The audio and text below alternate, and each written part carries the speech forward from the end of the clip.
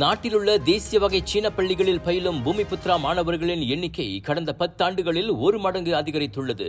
2014 11.67 விழுக்காடாக இருந்த அவ்விகிதம் இவ்வாண்டு 18.52 விழுக்காட்டுக்கு உயர்ந்துள்ளது. அதற்கு நேர்மாறாக அதே காலகட்டத்தில் சீன பள்ளிகளில் பூமிபுத்ரா அல்லாத மாணவர்களின் எண்ணிக்கை சரிவு கண்டுள்ளது. அதாவது 10 ஆண்டுகளுக்கு முன் மொத்த மாணவர்களில் 88.33 விழுக்காடாக இருந்த அவர்களின் விகிதம் தற்போது 81.48 விழுக்காட்டுக்கு குறைந்திருப்பதாக கல்வி அமைச்சு தெரிவித்துள்ளது. தமிழ் பள்ளிகளிலும் இந்த 10 ஆண்டுகளில் பூமிபுத்ரா மாணவர்களின் எண்ணிக்கை அதிகரித்துள்ளது. 2014 0.38 விழுக்காடாக இருந்த அவ்விகிதம் இவ்வாண்டு 0.49 விழுக்காட்டுக்கு உயர்ந்துள்ளது.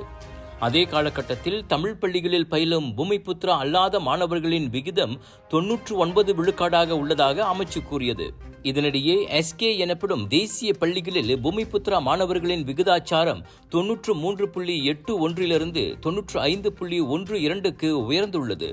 அதே சமயம் எஸ்கே மாணவர்களில் பூமிபுத்ரா அல்லாதோரின் விகிதாச்சாரம் இந்த 10 ஆண்டுகளில் 6.19 4.88 குறைந்துள்ளது.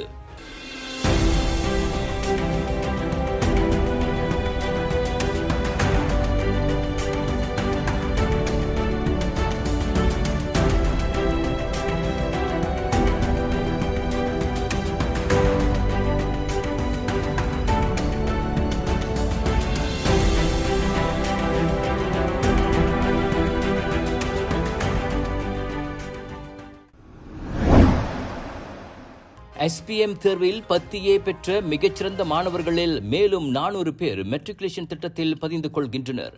அவர்களில் 367 பேர் பூமிபுத்ரா அல்லாத மாணவர்கள். பலர் நேற்றே பதிந்து கொண்டுவிட்ட நிலையில் எஞ்சியவர்கள் இன்று பதிந்து கொள்வார்கள் என கல்வி அமைச்சர் ஃபட்லினா சீடேக் கூறினார். இன்னும் வாய்ப்பு கிடைக்காத 712 மாணவர்களின் பிரச்சினை அடுத்த மாதத்தின் 3வது வாரத்திற்குள் தீர்க்கப்படும். பல்கலைக்கழக நுழைவுக்கான UPU முடிவுகள் ஆகஸ்ட் 6ஆம் தேதி வெளியாகின்றன. அப்போது மெட்ரிகுலேஷன் செல்வதா அல்லது UPU வாய்ப்பை தேர்ந்தெடுப்பதா என்பதை அவர்களிடமே விட்டுவிடலாம் என அமைச்சர் சொன்னார். மெட்ரிகுலேஷன் கல்வி வாய்ப்பு நடப்பு இட ஒதுக்கீட்டில் தகுதி அடிப்படையில் வழங்கப்படுகிறது. அதாவது 60 விழுக்காட்டு இடங்கள் குறைந்த வருமானம் பெறும் B40 குடும்பங்களிலிருந்து வரும் மாணவர்களுக்கும், மீதி 40 விழுக்காட்டு இடங்கள் நடுத்தர வருமானம் பெறும் M40 மற்றும் உயர்தர வருமானம் பெறும் T20 குடும்பங்களைச் சேர்ந்த மாணவர்களுக்கும் ஒதுக்கப்படும். இலக்கு வைக்கப்பட்ட அனைத்து தரப்பினருக்கும் மெட்ரிகுலேஷன் கல்வி வாய்ப்பு கிடைப்பதை உறுதி செய்வதே அரசாங்கத்தின் நோக்கம் என ஃபட்லினா சொன்னார். SPM தேர்வில் 10A பெற்ற மாணவர்களில் மெட்ரிகுலேஷன் கல்விக்கு விண்ணப்பம் செய்தவர்களின் எண்ணிக்கை 4877 பேராகும். அவர்களில் 2267 பேர் பூமிபுத்ரா அல்லாத மாணவர்கள் ஆவர்.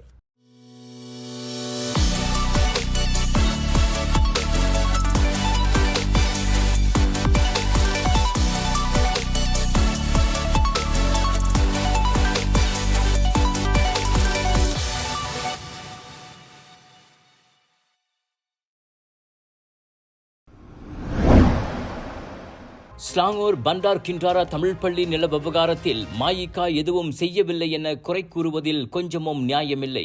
அதிகாரத்தில் இருப்பவர்களிடம் கேட்பதை விட்டுவிட்டு எங்களை கேட்டால் எப்படி என மஇகாவின் புதிய உதவித் தலைவர் டாக்டர் R. நெல்சன் கேள்வி எழுப்பியுள்ளார்.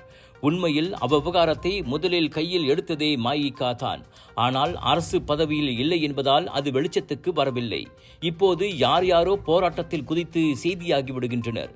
ஒற்றுமை அரசாங்கத்தில் பதவியில் இருப்பவர்களை யாரும் கேள்வி கேட்பதில்லை.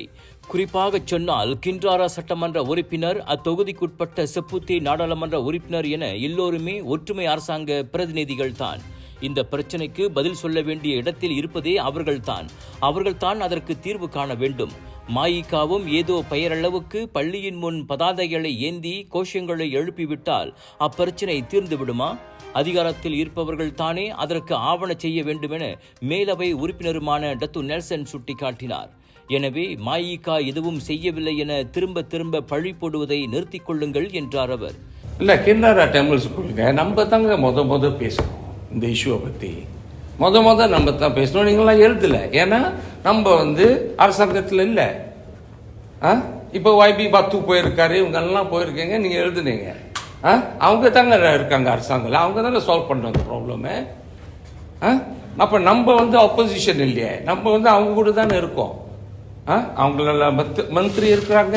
அங்க உள்ள எக்ஸ்கோ வந்துட்டு டிஏபி எக்ஸ்கோ அங்க இருக்காரு, அவரு தான் அசம்பிளிமேன்.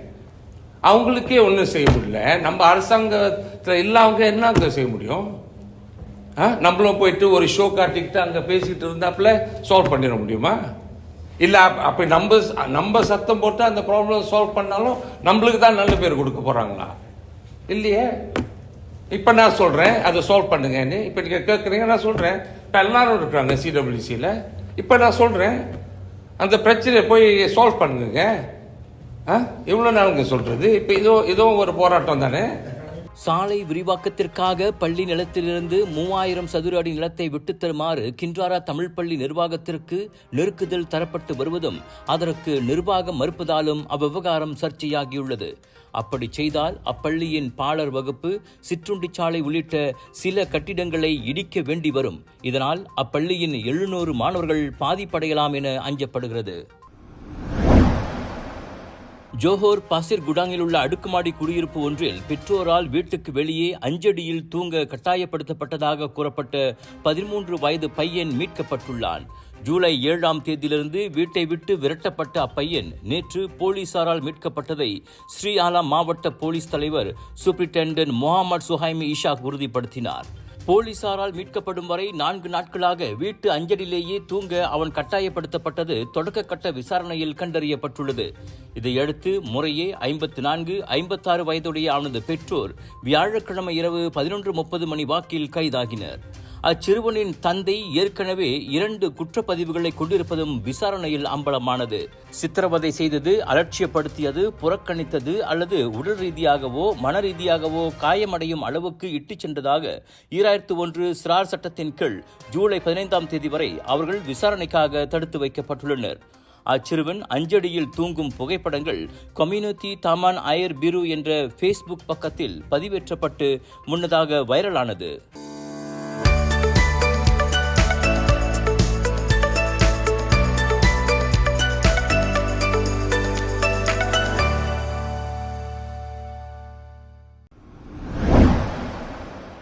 ஹாலோங் எனப்படும் வட்டி முதலைகள் தங்களிடம் கடன் வாங்கியவர்களை அச்சுறுத்துவதற்காக 400 ரிங்கிட்டிலிருந்து 700 ரிங்கிட்டுக்கு கூலிக்கு ஆட்களை வேலைக்கு அமர்த்துவது அம்பலமாகியுள்ளது.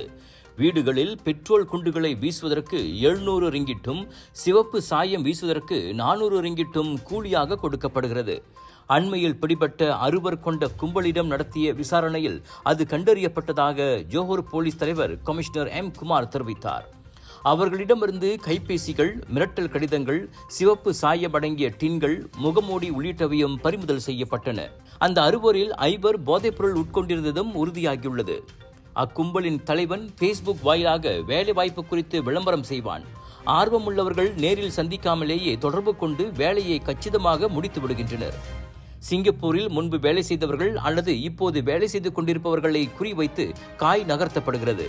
சொன்னபடி வேலை முடிந்ததும் ஆதாரமாக புகைப்படங்கள் அல்லது வீடியோக்களை கைபேசிக்கு அனுப்பி பேசிய கூலியை அவர்கள் பெற்றுக்கொள்கின்றனர்.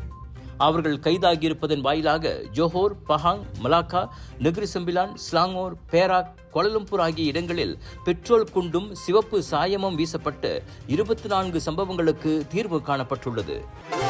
சொல்யூஷன்ஸ் வழங்கும் Share the Love சித்ரீராம் படைக்கும் பிரம்மாண்ட இசை நிகழ்ச்சி ஜூலை 13ஆம் தேதி இரவு 7 மணிக்கு சிங்கப்பூர் எக்ஸ்போ ஹால் 7 நுழைவுச்சீட்டுகளை இப்போதே சிஸ்டிங்கில் பெற்றுக் கொள்ளுங்கள். ஆதரவாளர்கள் ராயல் செக்யூரிட்டி மற்றும் nine skin.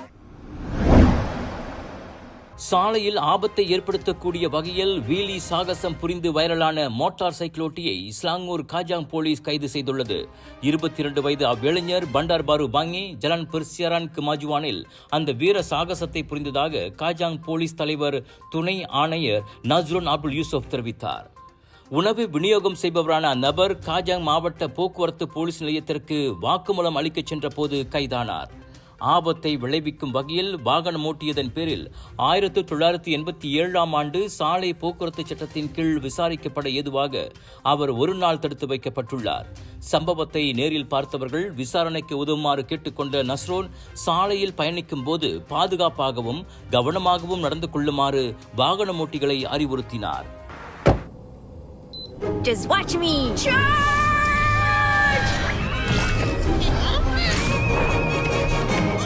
keeping you and your loved ones safe indoors with Nano EX technology. Panasonic.